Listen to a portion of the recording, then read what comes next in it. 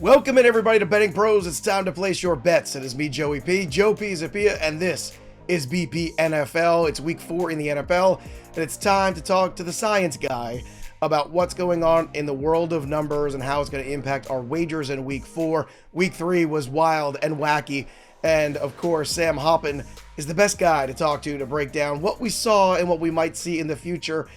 Sam, after last week's Packer win, I can only assume that Malik Willis jersey is now in the mail, right? What's the 5 to 7 days on the shipping on that bad boy for you? I actually purchased a Matt LaFleur Packers polo because he's the real genius behind that. Got the big LaFleur on the back. I mean, what they've done is incredible. I think, obviously it helps that Jordan Love seems like he's on the near side of coming back. We'll have a tough test against the Minnesota defense, which we'll talk about here in a bit. But to get out of that, 2-game stretch with one, let alone 2 wins is, I think, huge for the Packers, and they're still in Super Bowl contention. Yeah, they absolutely are, and we'll see if we get Jordan Love this week. There's a lot of injuries to break down how they might affect some of the games, and some quarterback changes we saw last week, too, of a team called the Carolina Panthers. Boy, oh boy, did that make a different impact on things. But before we get after week 4, just a reminder, we've got giveaways here, including a signed Nick Chubb helmet for you. And if you want a chance to score this signed Nick Chubb helmet for free, courtesy of our friends at pristineauction.com, all you need to do is head to bettingpros.com/contest, complete the form, and either download the Betting Pros app, leave a review of the Betting Pros podcast, or subscribe to our social media channels at Betting Pros on X and on TikTok, and Betting Pros NFL on Instagram. The more actions you complete, the more entries you receive. It's very simple. See, you get a good chance to win this the more things you do. So we'll be announcing the winner right here on the channel. Make sure you turn on those notifications so you can be alerted when new episodes are up and you can claim your prize of the Nick Chubb autographed helmet. All right, let's start here with the line movement. We will take a look into the future. We will, of course, as always, talk about survivor pool picks as well. Plus, I've got a little MVP discussion here I want to have with Sam. I'm going to spring it on him here in the future segment. But first, let's talk about some of the lines that might move as the weeks go on. Let's start with the Eagles and Buccaneers. Right now, the Eagles are going to be without Devonta Smith. We know A.J. Brown's going to be another few weeks away, most likely. So the Buccaneers coming off a surprising, embarrassing loss at home to the Denver Broncos, who couldn't get out of their own way, and all of a sudden, maybe Tampa just didn't take them seriously. I don't know. The Eagles snuck out a victory, but where does it leave these two teams when you're starting to look at week 4 for this contest? So this game opened with the Bucs as 3-point home underdogs. Looks like it's now down to 2.5 across the board. There might be some straight 2s, but health is really going in the opposite direction for these two teams. You mentioned the wide receivers for Philly. A.J. Brown has missed the last couple of games. Devonta Smith now dealing with a concussion. I find it unlikely that he plays given how big that hit he was. Britton Covey, which, again, regardless of what you think of him, had a shoulder injury. His arm was in a sling following the game, so have a cluster injury situation there.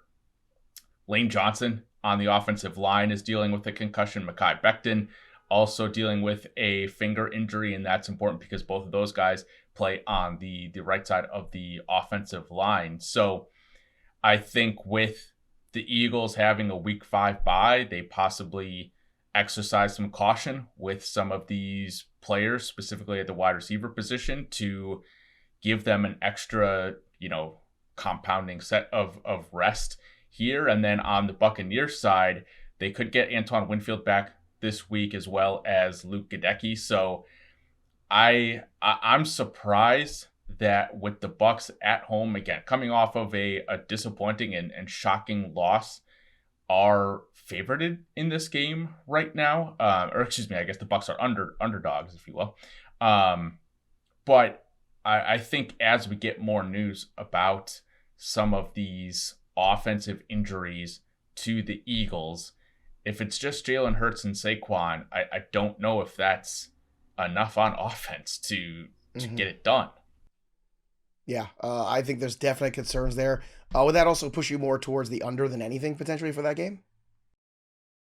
Potentially. I don't know what's it sitting at right now. Looks like it's at about 45. So I do think the under could be in play because the Eagles could just lean heavily into the run in that situation, and the Bucks have been a little scatterbrained on offense. The Eagles defense did show up extremely well in week 3 against the Saints too. So that I haven't looked into the total for that game, but again, with all of these injuries, could lean things towards the under. Yeah, maybe slowing the pace with all that run as well. Let's go to the Browns and Raiders, two teams that were upset at home yesterday.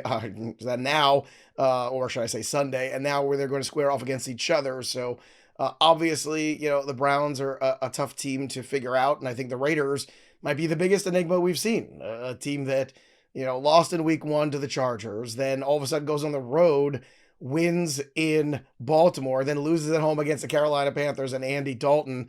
And now there's some rumblings of maybe a change of quarterback already. So, Sam, Raiders and Browns, what do you see in this one that we should be paying attention to? Yeah, so it does seem like the Raiders are going to stick with Minshew for another game here this week. The Raiders opened as 1-point underdogs. They're now slight favorites in some places, but this is basically a pick 'em right now. The total did drop on Sunday night from 39.5 down to 37.5. I mean, I don't see how either of these teams are really going to move the ball that effectively, but I'm looking at some injuries in the trenches again here. Myles Garrett currently day-to-day, and Max Crosby has a high ankle sprain. I'm not sure what the severity of that is right now, but we saw on Sunday the Browns offensive line is a massive liability for that team. Jedrick Wills undergoing an MRI. His backup, I think James Hudson, is also undergoing an MRI. Right guard Wyatt Teller is out a couple weeks. Jack Conklin is still out for all we know. So if Max Crosby does end up playing in this game on Sunday, it's going to be a lot of the same stuff that I think we saw on Sunday with the Giants, getting a ton of pressure on Deshaun Watson. And again, regardless of how well you think Watson played on Sunday, this offensive line was not doing him any favors. They just can't get any protection right now. So I think I still lean the under in this game because the Raiders, I think, are one of 3 teams who currently do not have an explosive rush on the season so far through 3 games. So that's a rush of at least 15 yards. Again, Gardner Minshew, like you said, is about as big of an enigma as anyone in the league right now. So this is going to be an ugly game. I'm not looking forward to watching it. All right, Chiefs and Chargers. Now the Chargers dealing with an injury of their own. Justin Herbert, obviously not 100%. Chiefs were going to be heavy favorites in this one regardless, but this is a very dangerous game. I always feel like, the Chiefs are 3-0, but if you're really looking closely, we could see a couple bounces of the ball and easily be an 0-3 team potentially. That being said, here we are. This is the situation we're in for week 4. So depending on what the Chargers are running out there at quarterback, is this a trap game when it comes to the Kansas City Chiefs? Because that was our big discussion that Andrew Erickson and I were having on yesterday's Look Ahead show, where it felt just a little trappy, just a lot of points, and just the kind of circumstance there. Maybe the Chiefs have a little bit of a letdown here against the Chargers. I don't think the Chiefs lose outright. They're just, as a team, just much better. And we've already seen a lot of movement in this line. It opened at about 9.5, 10-point underdogs for the Chargers. Now got down to 7 in some places. Now it's out to 7.5 or 8.5, depending on where you're looking. But again, you mentioned the injury to Justin Herbert. They're currently taking a day-to-day.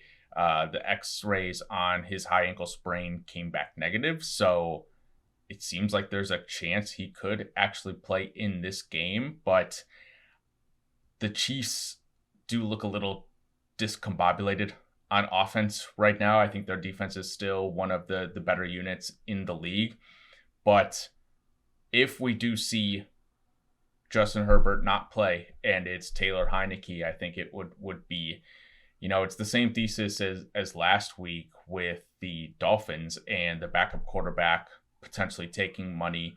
people thinking that the backup quarterback is a little bit underrated in some of these situations. But I do think from a play style perspective, Herbert's a lot more consistent. Heineke's going to be a little bit more erratic, but I'm staying away from this spread right now. It does feel, to your point, trap gamey, Yeah. if you will. It does. I liked it a lot more when it was at double digits. 8 is where I'm seeing the consensus line currently on Betting Pros, but if it does get into that 7 or 7.5, I think I'm out then. But as long as it hovers in the 8, or maybe as the week goes on, if we get clear Heineke news and that jumps back up to double digits, that's when I might jump back in there on the cover. We'll see what happens there. All right, before we switch gears into the future, and I've got some future stuff to talk about with Sam, I want to remind everybody this is a great time to try out the Betting Pros systems that are available right now. And if you're backing, let's say, the Chargers to cover this week, you can create a custom betting system that tracks how teams perform in similar scenarios. And betting systems are something that Sam works in. A lot of people have already posted their own, and you can create your own over at Betting Pros also. And maybe this week the Chargers are the team to take and covering, and see how do they fare in these scenarios. These sort of systems where they're big time underdogs at home historically, these are the things that you can start to track and start to find some pathways to victory. So I encourage everybody to download the Betting Pros app today, create your own betting systems, and elevate your betting strategies to start betting smarter, not harder. And again, you can try out premium if you've never downloaded the Betting Pros app before right now as well. All right, before we get to the futures update, because Sam has some thoughts on the NFC South, I want to take a look at the MVP race, because it's gone now to about 2.5 here on Mahomes and Josh Allen as the favorites. Varying books have them somewhere in that 2.5 to 3 range. Josh Allen is 3-0. Josh Allen does seem like a guy who, I don't want to say he's playing with no-name guys, but it's not the rock star, superstar talents. And it's starting to feel a little bit like the narrative is building a little bit for, here's Josh Allen with the team of the Buffalo Bills, but this guy basically putting him on his back and every week just finding ways to just crush other teams. Do you feel like, with the way the landscape looks right now, that this Josh Allen narrative is only going to grow from here, or is this as good as it gets? I think it will grow without having looked at, what their schedule looks like down the road. I mean, the Dolphins are out of contention for the division, as are the Patriots. I don't think the Jets have looked a little bit better over the past couple of weeks, so there's a chance they steal that away, which is, well, they played the Titans and the Patriots, so let's not get too crazy. Yeah, but still is a potential concern. I think the one quote-unquote narrative that Josh Allen has going for him is the fact that he's never won an MVP before. So is this the voters looking at things and saying, let's get some quote-unquote fresh blood in the MVP conversation? He's been right there for a couple of years, but over the last several years, it's been either Lamar Jackson, Patrick Mahomes, or Aaron Rodgers. So I think the NFL voters potentially look at that and say, hey, Josh Allen's overdue. Like, he's a top 2 quarterback in the league and is clearly carrying that team right now. Yeah, that same narrative, I'm glad you brought that up, is the same reason why I bet it this morning. Because I normally, Josh Allen, Mahomes, like some combination Lamar, Mahomes is what I look at to start the year. This year I just bet Mahomes because I really wasn't sure how everything was going to look. I wanted to see Jordan Love. I wanted to see some things out there.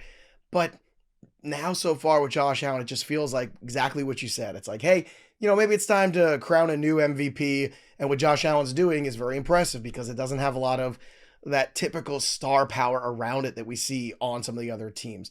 Sam, I want to get to your NFC South discussion too. We saw a step backwards from the Saints. I think in terms of play the last 2 weeks, we've seen a step forward from the Falcons, and all of a sudden signs of life from the Panthers and Tampa Bay Bucks, who started off really well, kind of a down spot last week. So what's the state of the union when it comes to the NFC South? Yeah, so right now, I think this is the entry point for buying in on the Falcons if you want to invest in them to win the NFC South. They've played 2 of their tougher non-division opponents so far in the Eagles and the Chiefs.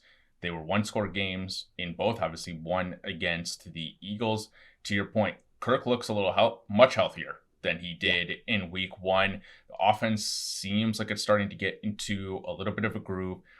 In the preseason, the Falcons were around plus 160 to win the NFC South. It's now down to plus 185 is the best line that I found. I would have loved if this was like 2-1 or longer, but don't think it's going to get there. And the Falcons play NFC South opponents in 5 of their next 7 games. So they have an opportunity to really not gain ground, but like take a huge lead in this division race. They, again, look a lot better. I think the fact that they're 2 toughest opponents, they play the Cowboys later in the year, but they don't look nearly as good as we thought they were in the preseason. So there's a chance that with an easier schedule, the Falcons do run away with this. They're dealing with some offensive line injuries right now, which is a concern, especially going against the Saints this week. But if they beat the Saints this week, both those teams are 2-2.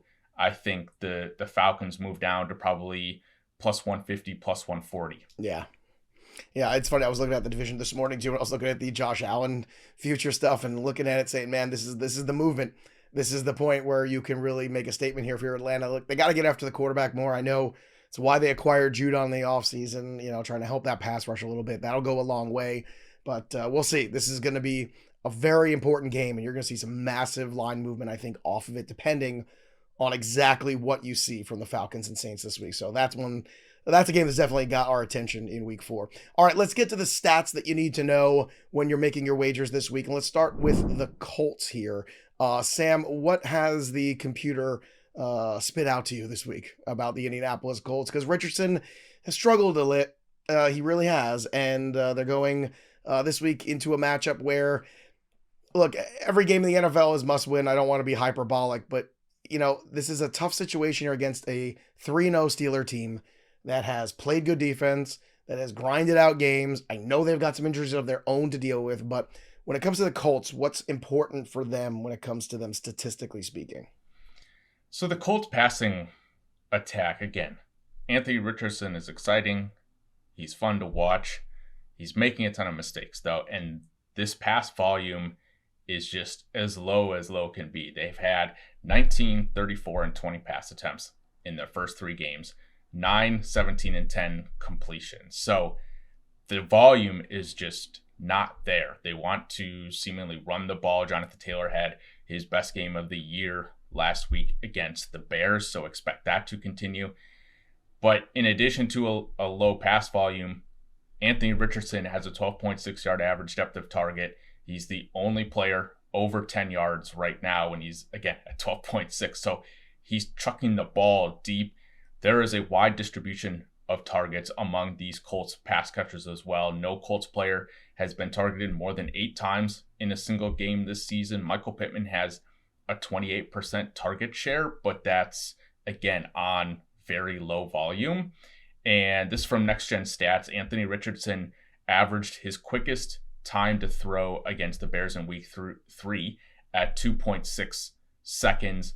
He did a lot better on these quick attempts, completed 6 of 9 for 51 yards and struggled on those deep passes. So again, I know the Colts probably want to take advantage of Richardson's arm, his ability to throw 70 yards off of his back foot, but I wonder if they start to try to manufacture a couple more quick, easy passes for him. But while they're throwing deep and not throwing often, this passing attack is just very variable. I think looking at the unders for receptions and yards for almost all of these players right now is in play. Again, you mentioned that they're going up against the Steelers defense that has played really well. They're getting a lot of pressure on quarterbacks and is going to force Anthony Richardson into likely more poor throws. Yeah, but the offensive line injuries that Pittsburgh has, also is going to make this game dicey. Now, look, I made no bones about it. I jumped on Pittsburgh yesterday. That's my favorite thing in the early line show. I'm all over Pittsburgh in this game. I just think the discipline of a Mike Tomlin team is going to win out in this scenario. But you can never put it past Anthony Richardson to make a big play or to break out here and just take over a game. And maybe it's a confidence thing. Like maybe he just needs to, I don't know. It's difficult when a guy hasn't played in a long time, especially a young player from a developmental standpoint. We see it in baseball all the time too. Guys who are big time prospects who get hurt in the minor leagues and they miss that time of development. It stunts the growth a little bit. So yeah, maybe that's what we're seeing a little bit here with him. It's a bit of a catch-22 because he clearly needs more reps. I mean, he's played in like 5 games, in the last 2 years, but by giving him more reps, you're sort of doing the thing that's not necessarily great for the team right now, and they're trying to win games, and if running the ball is effective for them, then they're likely going to continue to lean into it. So again, I hope they pass more, and I hope they bring that average depth of target down, give him some easier passes to make, because Michael Pittman still is a great possession receiver. They get Josh Downs back as well. I hope they shift things, but for right now, it's just all over the place. All right, let's talk about the Panthers here. A much different Carolina Panthers team that we saw for the first 2 weeks. So obviously Bryce Young was clearly the piece holding them back. I mean, at the end of the day, there's no other way to say it. It's just true. So can lightning strike twice this week? What'd you see out of Andy Dalton here, old man Dalton, that you think we should be paying attention to for week 4? Yeah, so in week 3, the Panthers had a 5.9% pass rate over expectation. That number takes into account the situation, the score, yard line, all that sort of stuff. And they're throwing it nearly 6% more than you would expect given that game script. And they were out to a big lead from the start. This is just the 4th time since the beginning of last year that Carolina had a positive pass rate over expectation. Obviously, new coaching staff this year, but 2 of those 4 times were with Andy Dalton and not with Bryce Young. So again, making a grand declaration after a 1-game sample can be a little concerning, but the fact that this dramatic increase coincided with Andy Dalton starting, I think, has me believing that it's more fact than fiction. They're going to trust Andy Dalton to actually drop back and pass the ball.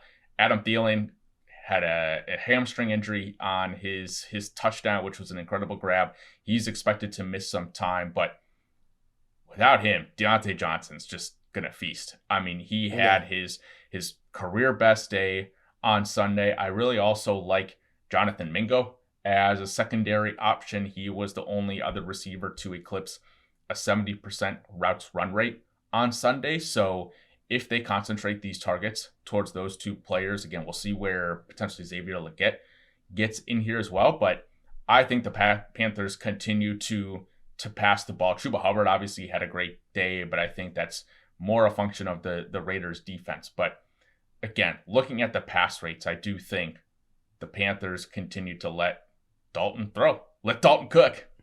Hey, it was so good that it made me wonder, what have we been missing all these years? As Andy Dalton's been riding the pine, like maybe he should have gotten more opportunities.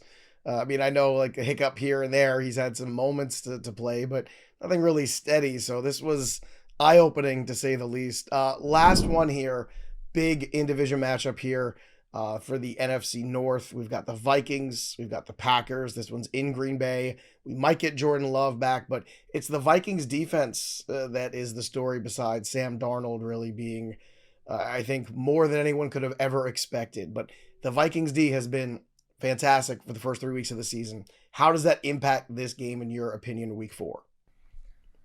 I mean, the Vikings defense is the best in football right now. I know they don't have, some of the star-studded players that, the Browns or the Raiders have with, again, some of the pass rushers they mentioned. They have Jonathan Grenard, which is he's a nice rusher as well. But Brian Flores, we talked before the show, he is, if there was an Assistant Coach of the Year award, which maybe there is, at least you can't bet on it, but he's winning that award right now, head over heel. Like, He's been incredible with the scheme. There was the clip after the 49ers game where Brock Purdy comes up to him and he's like, man, your scheme is crazy. Like it got me flummoxed. But the Minnesota defense ranks top 5 in EPA per play, success rate, EPA per drive, early down EPA per play.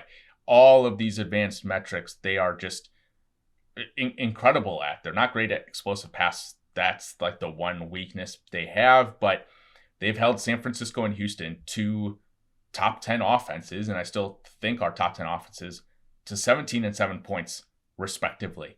You know, when the Vikings were up big in their game against Houston, they did not let off the gas. They still clamped down and held Houston to just the 7 points. Unpredictable, which is a website that takes future lines for games and tries to extract team strengths, currently has Minnesota ranked as the 27th best defense, and that is just plain wrong.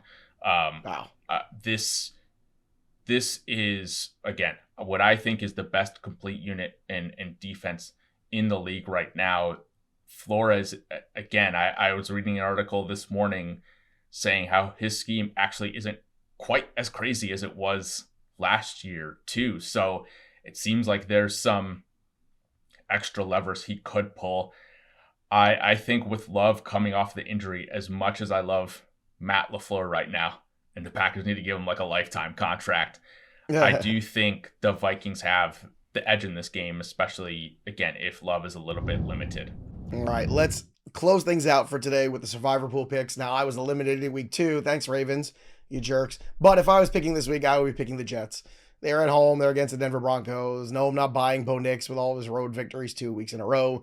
Not against the Jets defense, especially after what you saw last week. You got to pay attention. And no, this has nothing to do with a Nathaniel Hackett revenge game. You can stick that narrative up your rear end. Forget that, because that guy's not a good football coach. But the Jets, I think, will get enough here, especially with that two-headed running attack that they've got now of Braylon Allen and Breece Hall against a pretty porous rush defense of the Denver Broncos. That's the way I'm going. I think that's the way they're going to attack him, and I think that's the way they're going to win. But Sam, where are you going for your Survivor Pool pick for week 4?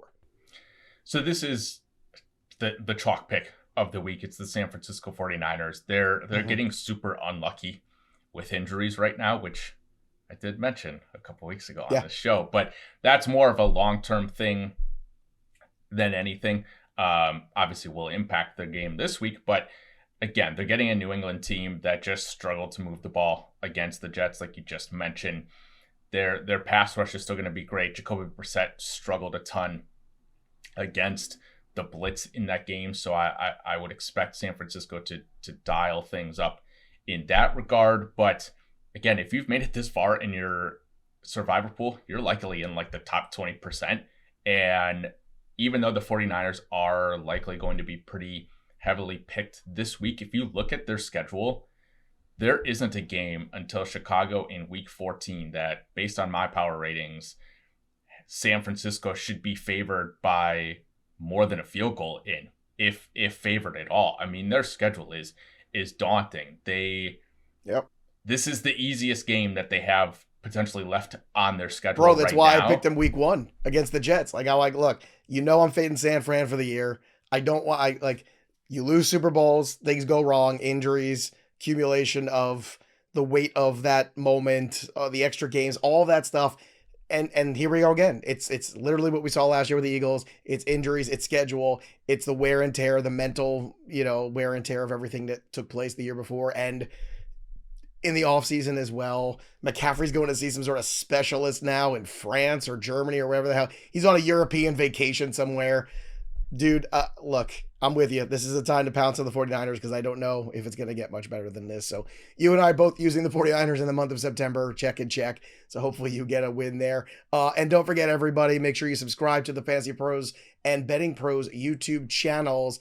This Betting Pros channel has grown so much in the last couple weeks, and it's all because of all of you who are out there watching. And we know you've been with us for years at Fantasy Pros, and we're very happy to kind of bring some of you over to the BP side of things here and how you can make money and smart investments using that fantasy knowledge and applying it into the betting markets. And there's nobody better to help us apply some of that knowledge than you, Sam Hoppen. Great to talk to you. As always, check out Sam's latest work this week over at bettingpros.com as well, as he continues to break down everything you need for week 4 in the NFL. And don't forget, go to bettingpros.com/contest, because that Nick Chubb helmet is not going to give away itself. And of course, subscribe, comment below, ring the bell till it goes ding here on our BP YouTube channel, so you can be with us for all of the NFL season. That'll do it for us, but the story of the game goes on. For Sam Hoppen, I'm Joey P. We'll see you next time, kids.